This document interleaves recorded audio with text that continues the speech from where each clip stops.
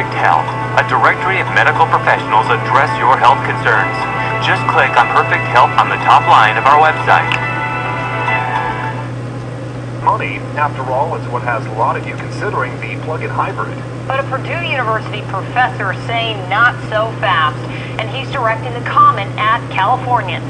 The Center for Investigative Action went to work. Central Coast News anchor Colleen Chen breaks down whether Californians should hit the brakes on plug-in hybrids.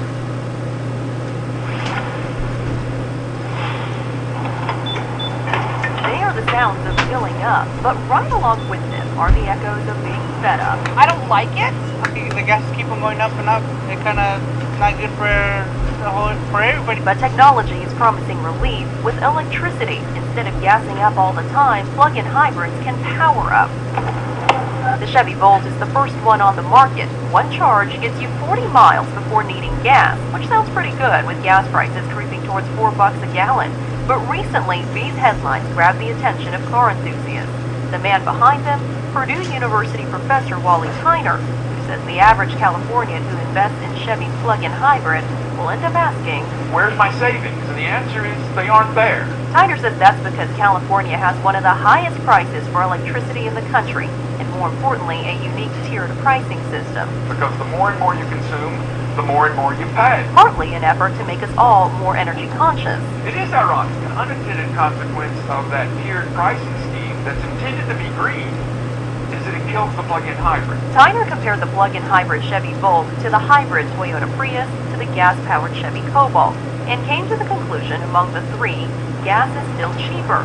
According to Tyner, plugging in means 37% of a household's electricity use goes to the Volt, which drives users into shelling out money as they hit a more expensive tier for electricity. All of the other things the household consumes are at the lower tiers.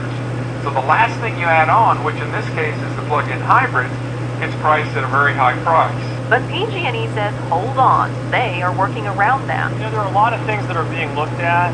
A separate meter for an electric car, because car is certainly something that's being explored. That idea would put a cheaper rate on a meter just for cars, but Smith says who will pay for the installation of separate meters has not yet been determined.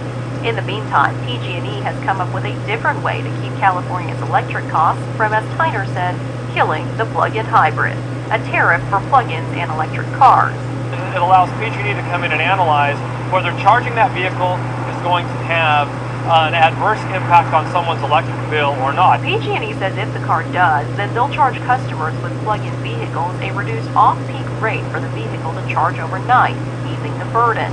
Tyner acknowledges the high cost of electricity is not the only factor that, to him, makes the Volt uneconomical in California. He adds the electrical rate on top of a sticker price of over $40,000 and the fact that the $10,000 battery has to be replaced about every 7 years.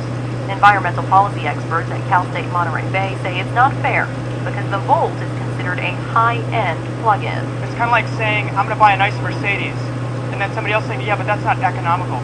There are others that are going to be on the market in the near future, including the plug-in Prius, for instance, which will be priced much lower. But the Volt is the only plug-in on the market right now. Elaine Chu owns the first Chevy Volt here on the Central Coast, and like many plug-in hybrid supporters says, forget cost for a minute, this is about the environment. I like seeing the technology they use to stop using dead dinosaurs.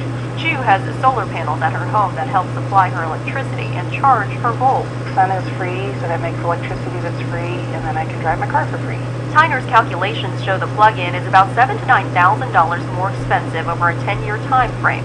It doesn't break down to tons of money, but For average Joe consumer, $9,000 over 10 years is $9,000. At my Chevrolet in Salinas, 8 Volts have sold and there is a waiting list. The general manager says no one's complained about electric costs, though he did lose one sale to a customer who rents his home. It's hard if the customer lives in a condo or an apartment, the landlord can't control the electricity cost in the carports. Ray says those hiccups are to be expected with new technology. So at the end of the day, whether it's worth it really comes down to personal choice. Now, California's average electricity cost is about 40% higher than the national average. That's why Tyner says regardless of any kind of special rate, we Californians will still end up paying more than other states.